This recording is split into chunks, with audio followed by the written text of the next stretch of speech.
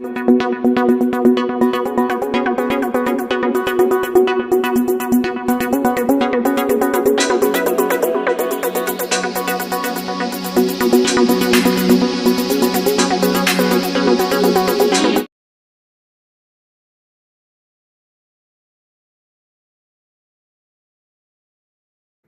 वालेकुम नाजरीन, आप सबका खैर मकदम में A18 तेलंगाना न्यूज़ पर आज 29 अगस्त संडे का दिन है। आइए नाजरीन देखते हैं इंटरनेशनल और नेशनल के खास खबरें।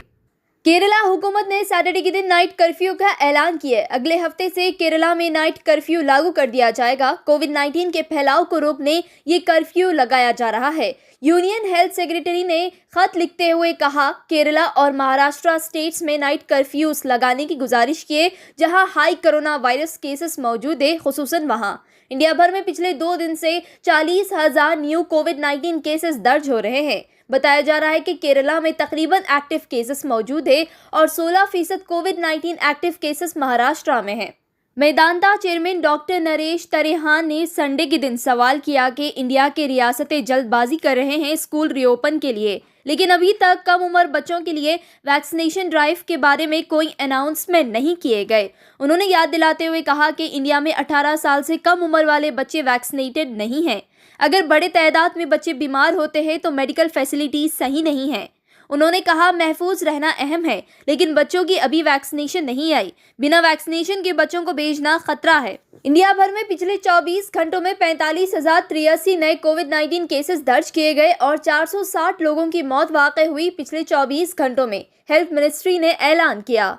तालिबान ने काबुल एयरपोर्ट को सील कर दिया है सैटरडे के दिन, ताकि बड़ी तादाद में अफगानिस्तान के लोग शहर छोड़कर ना भागे। काबुल एयरपोर्ट को सील करने के बाद नाटो इवैक्यूएशन फ्लाइट्स अफगानिस्तान से टेक ऑफ कर गए। 12 मेंबर्स जो तबलीगी जमात के हैं उन पर कोविड-19 के प्रोटोकॉल्स की खिलाफ वर्जी करने पर केसेस दर्ज किए गए थे 15 महीने पहले, जिसके बाद चीफ जुडिशल मजिस्ट्रेट बरेली ने तमाम चार्जेस और केसेस हटवा दिए उन पर से। वर्ल्ड हेल्थ ऑर्गेनाइजेशन WHO के chief scientist doctor Soumya Swaminathan ने इंडिया को मुबारकबादी दी है। इंडिया में अभी तक 10 मिलियन से ज्यादा कोविड-19 वैक्सीन डोजेस आवाम को मिल चुकी है, जिससे कोरोना वायरस इन्फेक्शन का खौफ कम हो गया है।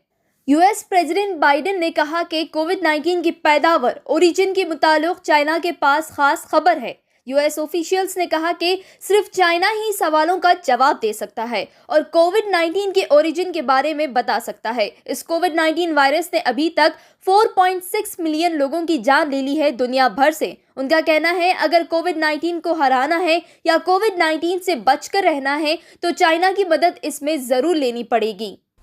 साथियों, हर राष्ट्र का दायित्व होता है कि वो अपने इतिहास को संजो कर रखे। इतिहास में हुई घटनाएं हमें सिखाती भी है और आगे बढ़ने की दिशा भी देती है। जलियांवाला बाग जैसी ही एक और विभीषिका हमने भारत विभाजन के समय भी देखी है। पंजाब के पश्चिमी और परिश्रमी और जिंदा दिल लोग तो विभाजन के बहुत बड़े भुक्तभोगी रहे हैं। विभाजन के समय जो कुछ हुआ उसकी पीड़ा आज भी हिंदुस्तान के हर कोने में और विशेषकर पंजाब के परिवारों में हम अनुभव करते हैं। किसी भी देश के लिए अपने अतीत की ऐसी विभीषिकाओं को नजरअंदाज करना सही नहीं है।